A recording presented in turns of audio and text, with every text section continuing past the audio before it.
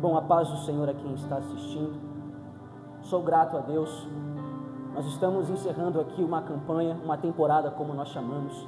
Uma temporada objetiva, uma temporada mais curta do que o normal por conta das datas de dezembro. Mas, meus irmãos, independente se seja curta ou se seja longa, foi poderosíssima essa campanha. Foi de Deus essa temporada. Deus operou grandemente. Tivemos grandes pregadores aqui. Jonatas, a irmã Meire, palavras do céu. E graças a Deus, Deus nos concedeu essa oportunidade para este humilde servo aqui estar encerrando a temporada. E que Deus nos conceda a graça nesta noite para que eu possa passar uma palavra de um alimento sólido à sua vida. Então abra o seu coração. Então sou grato a Deus e grato à liderança pela oportunidade. Meus irmãos, Salmos 125, no seu versículo de número 1, eu tenho a plena certeza de que assim como Deus me iluminou para aplicar a mensagem, Deus iluminou a pessoa, a liderança que escolheu esse tema. Então, o mínimo que eu posso fazer é honrar o tema, porque Deus iluminou a pessoa que também escolheu. Então, o nosso tema principal, o nosso tema central, será Salmos 125, versículo de número 1. Amém? Todos encontraram? Amém. Acredito que seja marcado já na sua Bíblia, que nos diz assim: os que confiam no Senhor serão como o monte de Sião, que não se abala, mas permanece para glórias a Deus. Meus irmãos, uma breve introdução faria ao seu coração. O livro de Salmos, sobre este tema, ele é uma liga perfeita. Porque aqui eu fiz um apanhado sobre os Salmos de confiança. E eu não conheço um livro mais completo, com temas mais abordados, confiança, mais do que o livro de Salmos. Sobre confiança? Não. E obviamente não é apenas o seu contexto, mas sim citados, escritos. E até mesmo não sendo citado de forma clara a palavra confiança, mas no seu contexto, eu irei mostrar, tem a palavra confiança. Como eu digo assim, atrás das palavras, o contexto tem a ver com confiança. E os Salmos é um livro muito abrangente sobre confiança. Eu quero trazer aqui apenas um apanhado, não são todos, mas sim uma grande parte. Salmos 4, no seu versículo 5, nos diz: ofereça um sacrifício de justiça e confie no Senhor. Salmos 9, versículo 10, em ti confiarão os que conhecem o teu nome, porque tu, Senhor, não abandonas o que te procuras. Salmos 13, no seu versículo 5, nos diz: no entanto, eu confio no teu amor, o meu coração exulta na tua salvação. Salmos 20, versículo 7, uns confiam em carros, outro em cavalos, mas nós confiamos no nome do Senhor, o nosso Deus. Salmos 25, no seu versículo 2, em ti confio, ó meu Deus, não deixes que eu seja humilhado, e nem que os meus inimigos triunfem sobre mim. Salmos 27, versículo 3, ainda que um exército se acampe contra mim, meu coração não temerá, ainda que se declare guerra contra mim, mesmo assim estarei confiante. Salmos 118, versículo 8, nos diz: é melhor confiar no Senhor do que confiar no homem. Então você percebe a abrangência desse livro de Salmos no quesito e no contexto confiança. Como o livro de Salmos é tão completo, e isso eu digo a citação literal no texto, confiança, ou suas conjugações, como a gente pôde ver aqui. Mas existem muitos salmos, muito cântico, que são conhecidos, e o seu contexto nos traz o quê? Confiança. Uns dois muitíssimos conhecidos, Salmos 23 e Salmos 46, eu vou explicar ao seu coração sobre isso. Que não tem a palavra explícita confiança, mas por trás das palavras, o contexto tem confiança. Salmos 23, o Senhor é o meu pastor, afirmação, e nada me faltará. Você declara, o salmista declara, que Ele é o nosso sumo pastor. E esse mesmo pastor nós temos que confiar para que Ele nada venha nos faltar. Para que Ele não deixe nada nos faltar. Então está vendo como tem confiança atrás das palavras? Nós afirmamos que Ele é o nosso pastor e esse pastor é fiel para suprir todas as nossas necessidades. Por quê? Porque nós confiamos nele. Então a confiança, mesmo não estando explícita no versículo, ela existe. Salmos 46, quais são os versículos mais emblemáticos do capítulo 1 e versículo 10? Versículo 1, Deus é o nosso refúgio e fortaleza, socorro bem presente na hora da angústia. Versículo 10 nos diz: aquietai-vos e sabeis que eu sou Deus, serei exaltado entre os gentios ou entre as nações, e serei exaltado sobre a terra. A confiança no versículo, no capítulo, em Salmos 46, é uma via de mão dupla. Por quê?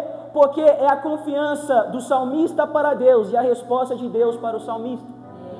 É a nossa confiança para Deus e a resposta de Deus para nós. Porque Deus é o nosso refúgio.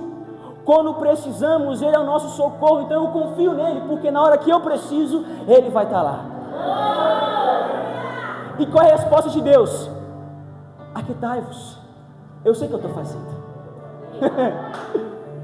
Só confie em mim. Aquietai-vos e sabeis que eu sou Deus. Só confia em mim. Só confia em mim. Só confia em mim. Então você percebe a complexidade dos cânticos, embora sejam curtos, mas de uma profundidade, meus irmãos, fora do comum. Então, até um conselho para vocês: não vai no literal, olhe atrás das palavras, olhe no verso das palavras, olhe o contexto das palavras, porque tudo pode gerar uma pedra preciosa, e a confiança está nos detalhes. Meus irmãos, partindo aqui para as aplicações principais, e quando falamos de confiança, meus amados irmãos, Deus colocou no meu coração, e realmente é um homem, um servo de Deus, um personagem exemplar da Bíblia, que nos remete sim confiança. E quem é esse homem? José. E nós vamos tratar sobre José nesta noite. Meus irmãos, e para um contexto geral, eu gostaria de fazer uma história de uma forma panorâmica, de uma forma listada, mas pegando as principais partes, para que você venha entender a história apenas de uma forma panorâmica. E depois nós vamos tirar as partes principais, o ouro, e vou aplicar ao seu coração, e Deus tem uma palavra forte para o seu coração. Meus irmãos, quem era pai de José? Jacó. E Jacó, em Gênesis, capítulo 37, diz que ele estava na terra das peregrinações de seu pai, ou a terra de Canaã. Quem eram os descendentes de Jacó? Ruben, Simeão, Levi, Judá, Dan, Naftali, Gade, Áser, Issacar, Zebulon, Diná, José e Benjamim. E isso está em ordem, do mais velho até o mais novo. Então você percebe a grande geração que Jacó tinha. Terceiro ponto, José, o mais amado. No mesmo capítulo, versículo 3, vai dizer que José tinha o amor do pai. 4, causou inveja nos irmãos. 5, é caracterizado por um período de sonhos. Claramente tem vários acontecimentos, temos sonhos de José, mas eu gostaria apenas de caracterizar na sua mente como período de sonhos. 6, vendido pelos ismaelitas. 7, período de provação. E 8, período de vitória. Como eu falei que nós vamos destacar alguns, e somente alguns pontos, 4 pontos, que é o terceiro ponto, o 5º ponto, o 7º ponto e o 8º ponto. Terceiro ponto, partindo agora, José, o mais amado. Ponto. Interessante que se você olhar o versículo 4 de Gênesis 37, nós vemos que está escrito da seguinte forma para nós: vendo, pois, seus irmãos que seu pai o amava mais do que todos os seus irmãos, aborreceram-no. Ponto. Só até aqui. E gostaria de fazer uma pergunta à igreja, autorreflexiva, não precisa responder para mim. Do que os irmãos tinham mais raiva? Ou ódio propriamente? Da túnica ou do sentimento que o pai tinha por José? Pergunte-se a si mesmo. E eu trago a resposta ao seu coração. Eu tenho uma plena certeza, Deus colocou no meu coração, sentimento do Pai.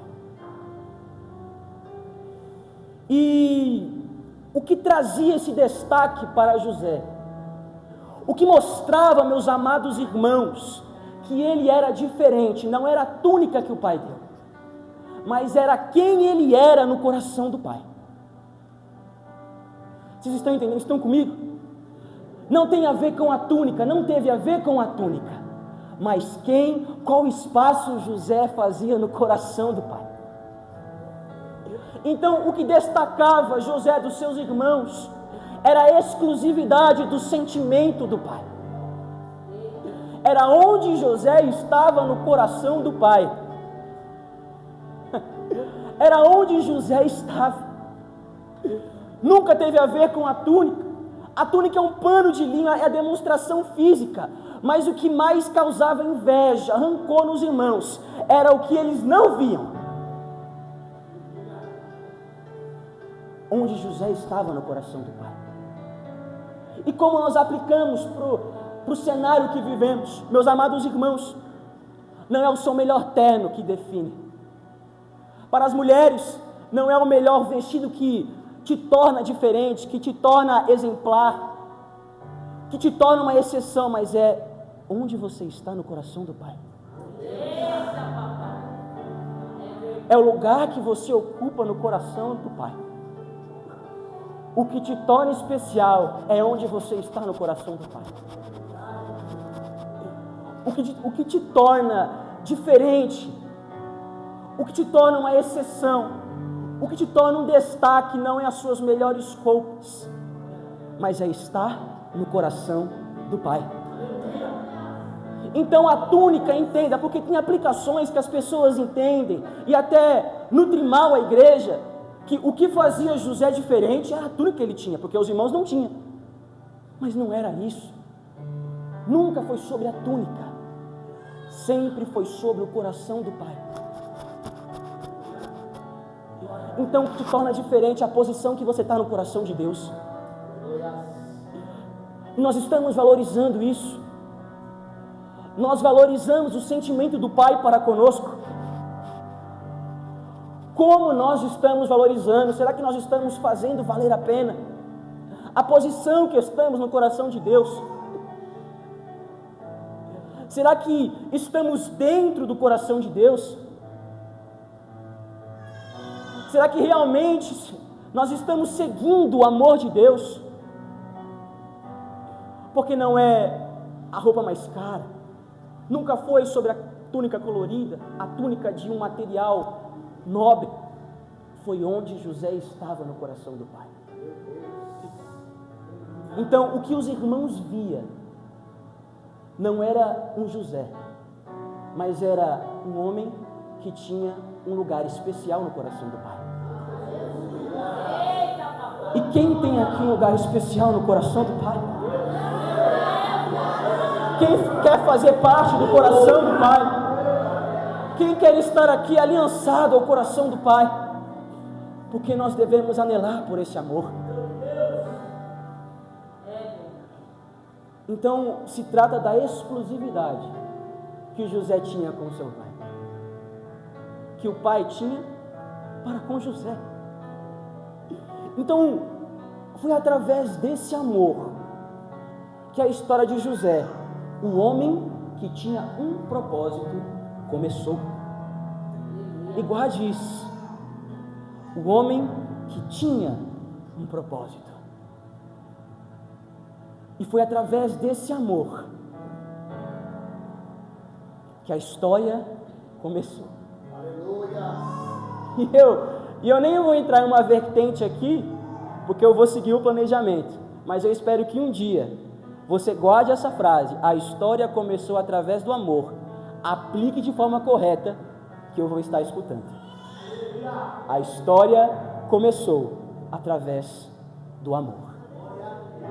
E ele se tornou um homem de propósito.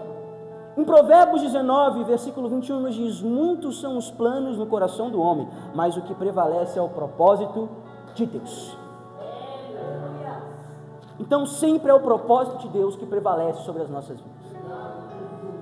José tinha planos, Claro que tinha.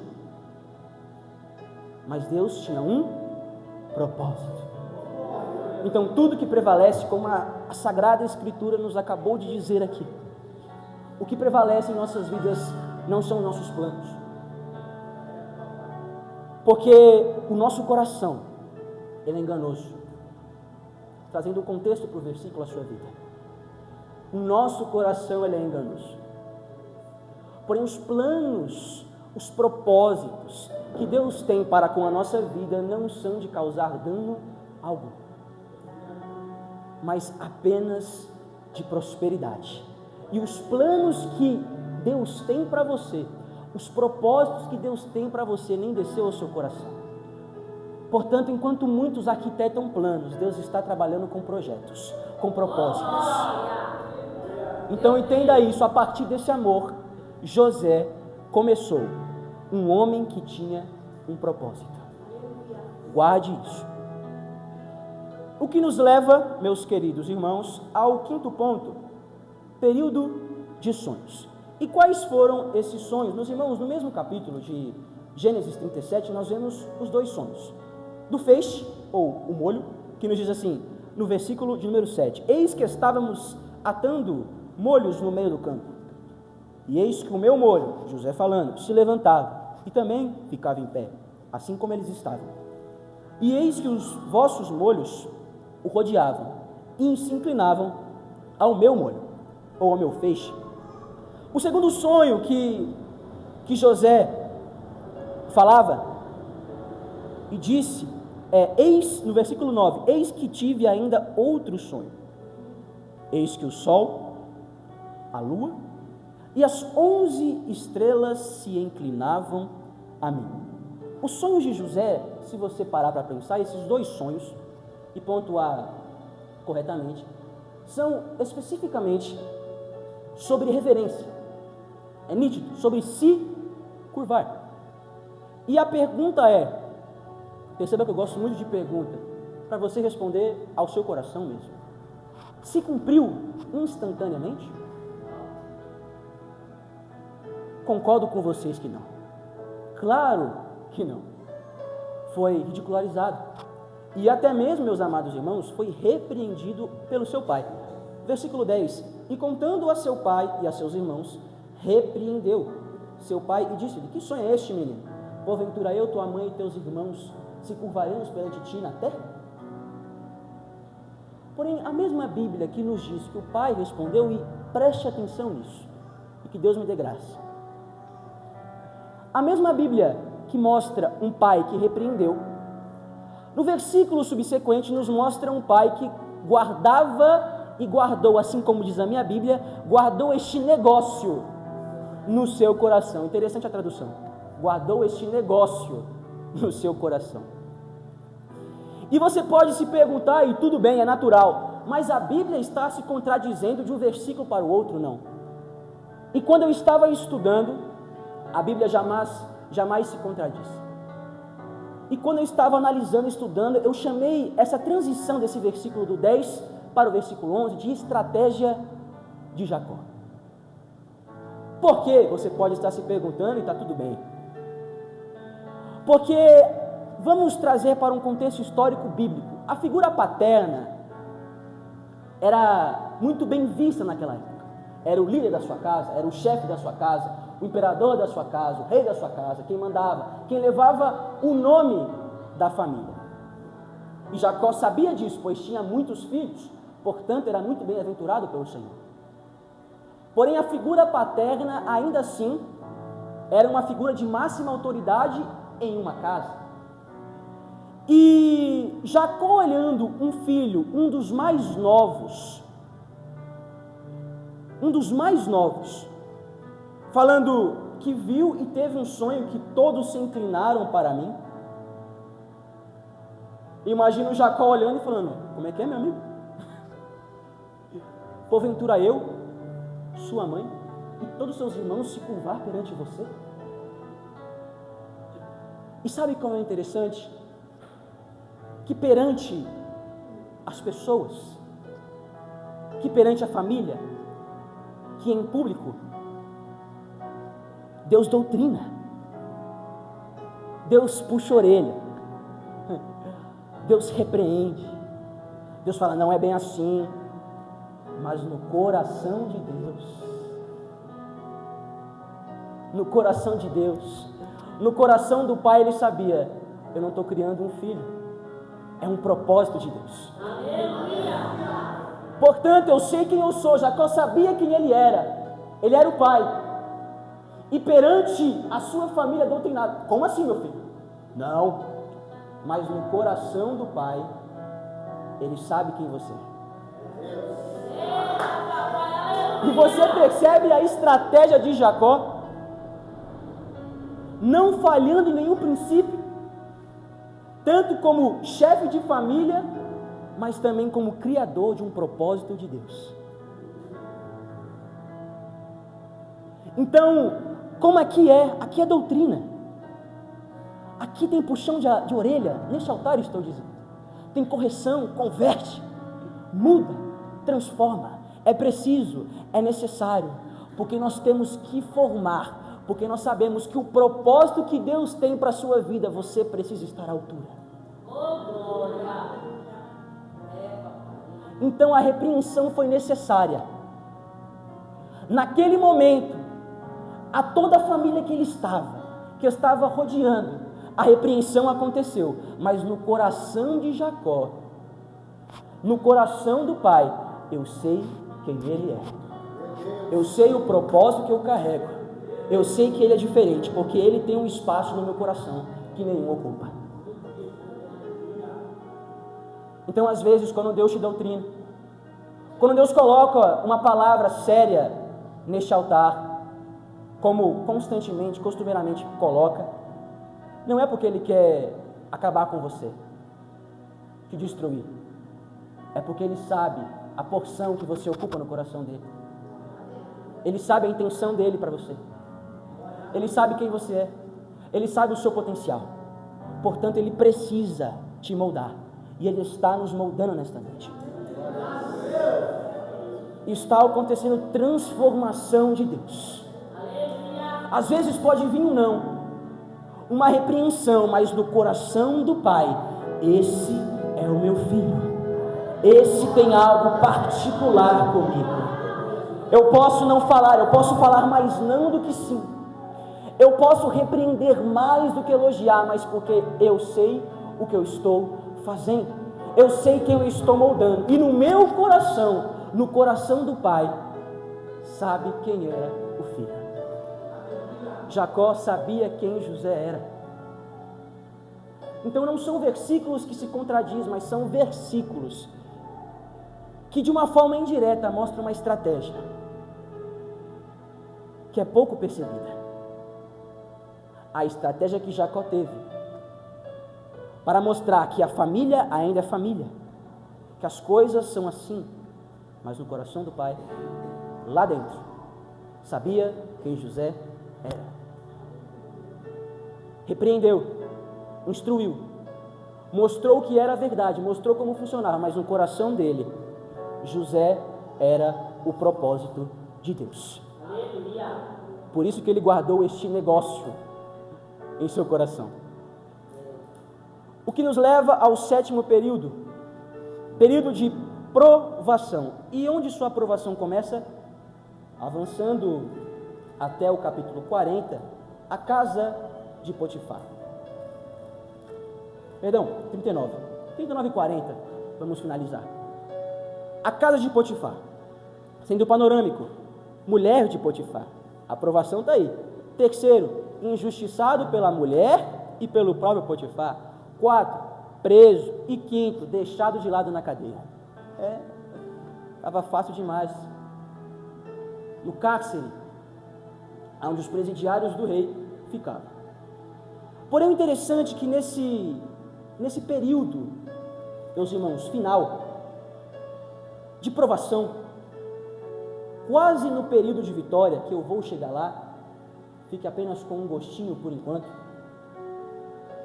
você vai perceber que embora tudo acontecesse, Deus estava com ele, porque o capítulo nos afirma isso, onde ele colocava a mão, prosperava, na casa de Potifar, chegou como escravo.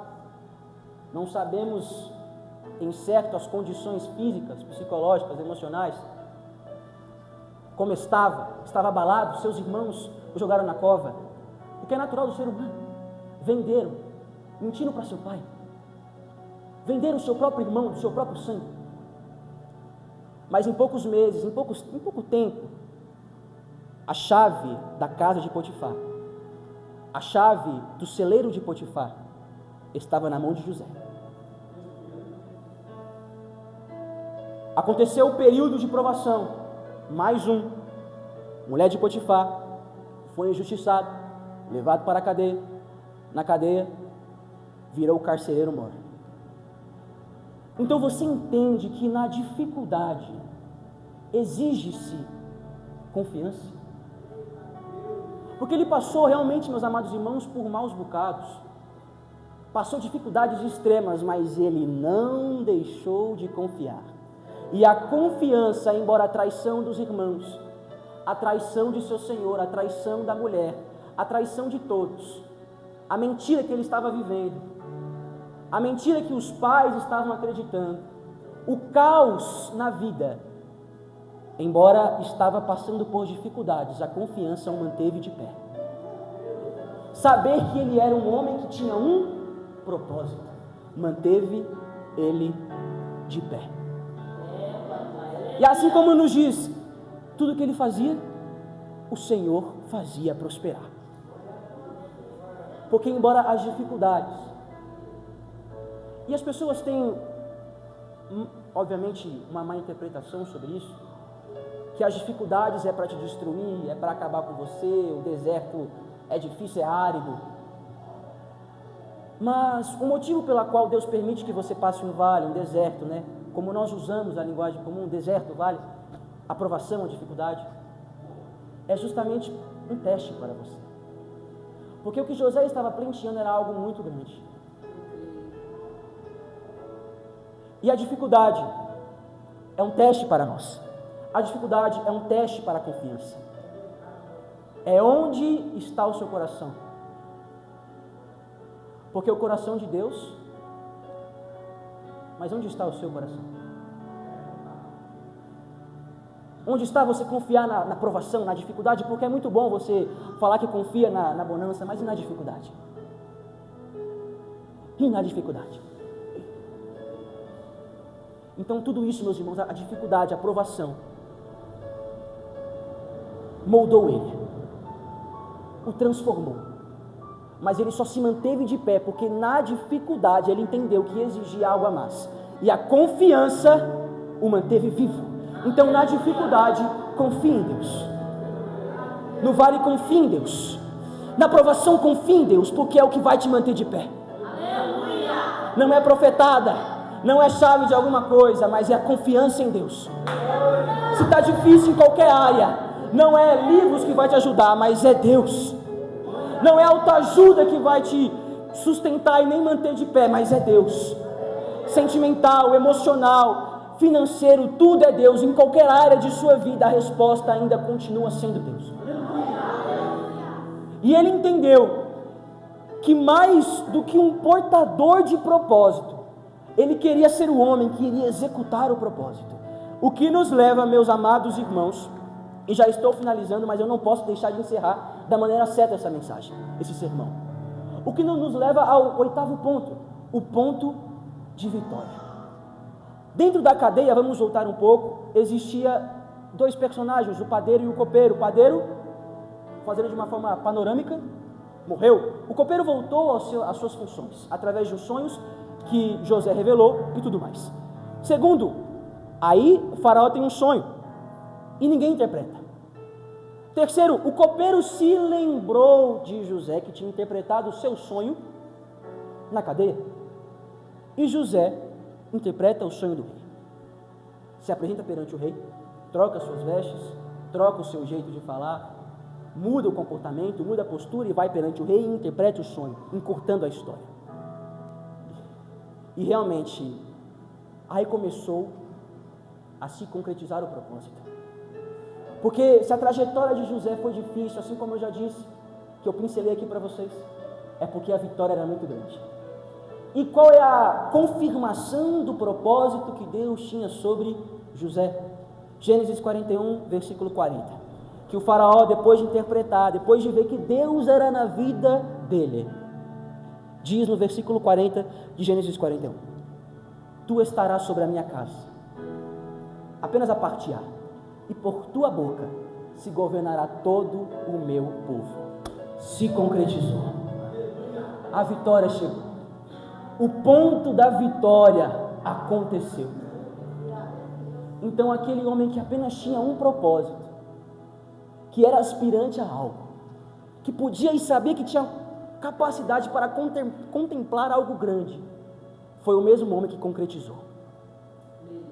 Então entenda isso e você pode ficar de pé, por gentileza.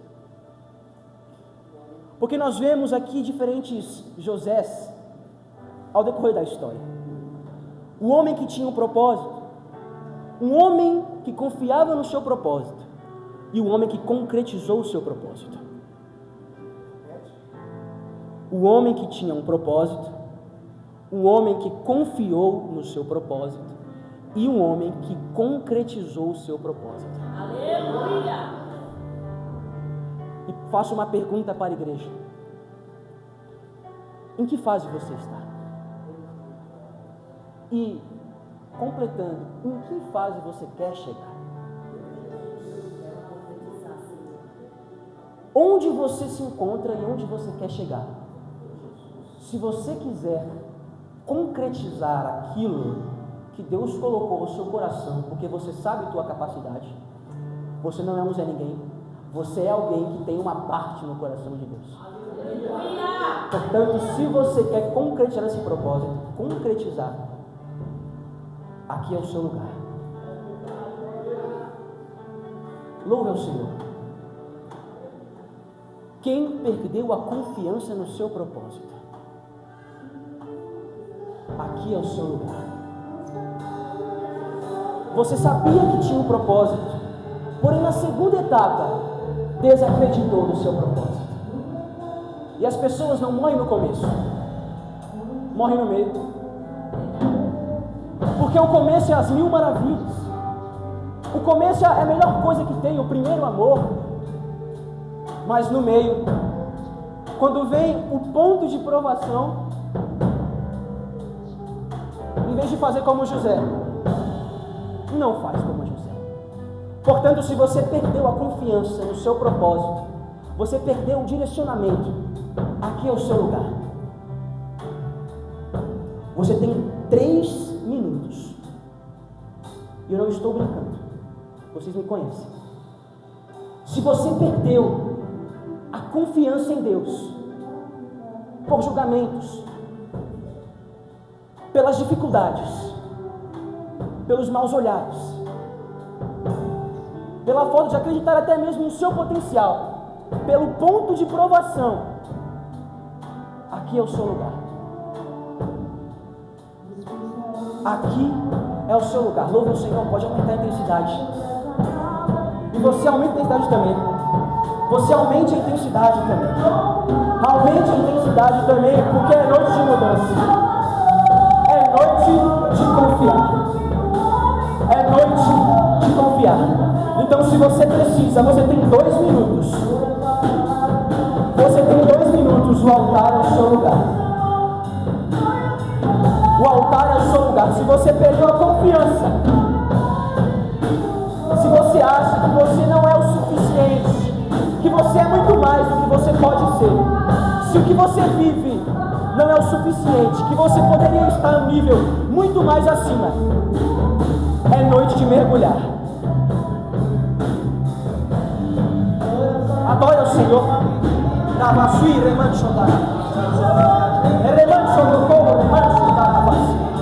É noite de confiança, é encerramento de campanha. Confie em Deus. Tome a decisão de confiar. Não se importe com as provações. Não se importe com as dificuldades, porque todos nós temos. Mas tem de bom ânimo, porque Ele venceu o mundo.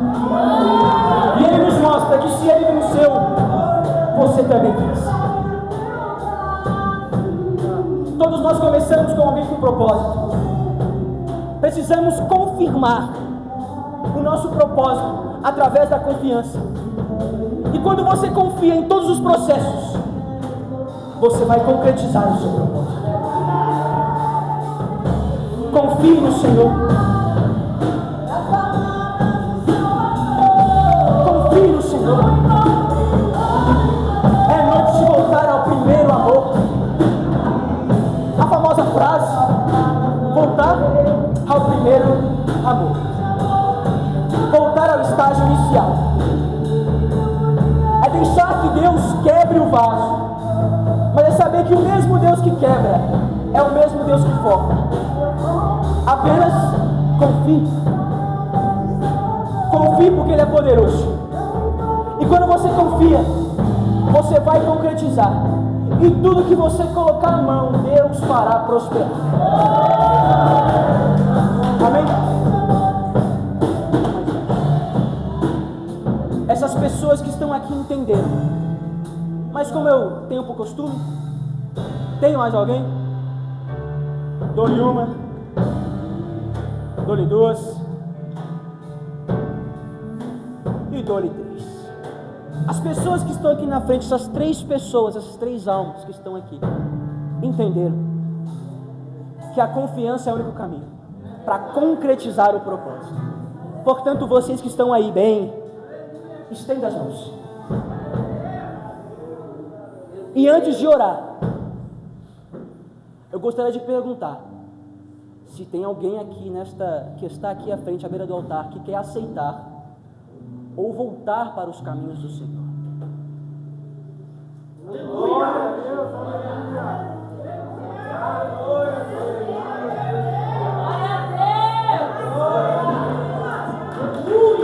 Aplaude o Senhor pela vida.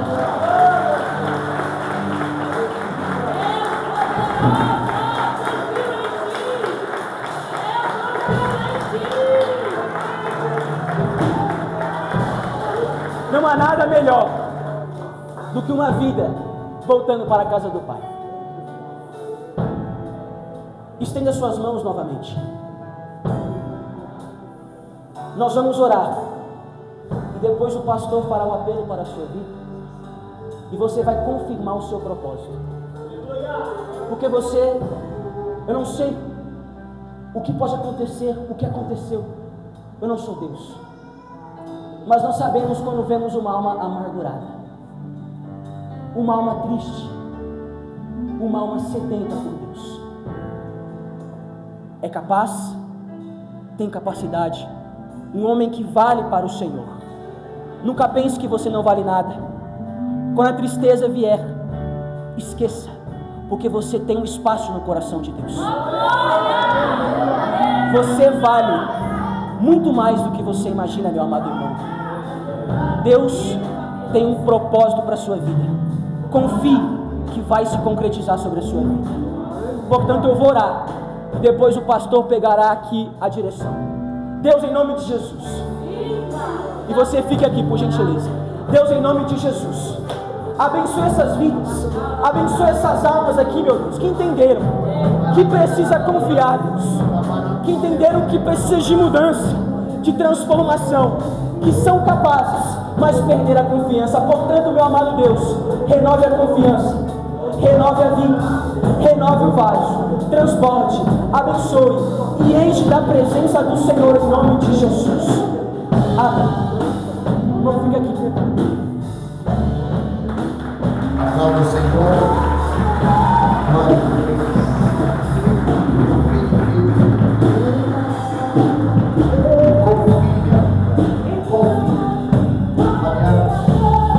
Deus é e sempre foi na sua vida. Você só precisa continuar a acreditar e ficar.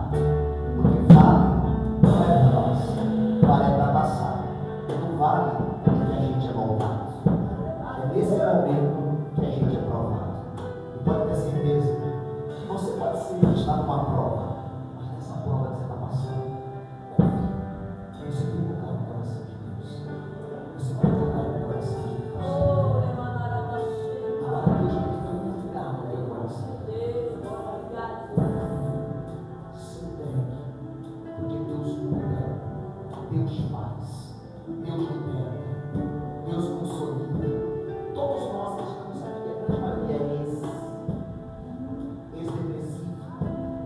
E os viciados, eis alguma coisa. Então, se você crer e confiar, a partir de hoje, você também é um ex-dependente, ex-solitário, ex-abandonado. Você é um ex. Porque quem é ex, ele passa a ter lugar no coração de Deus. Ele é o principal no coração de Deus.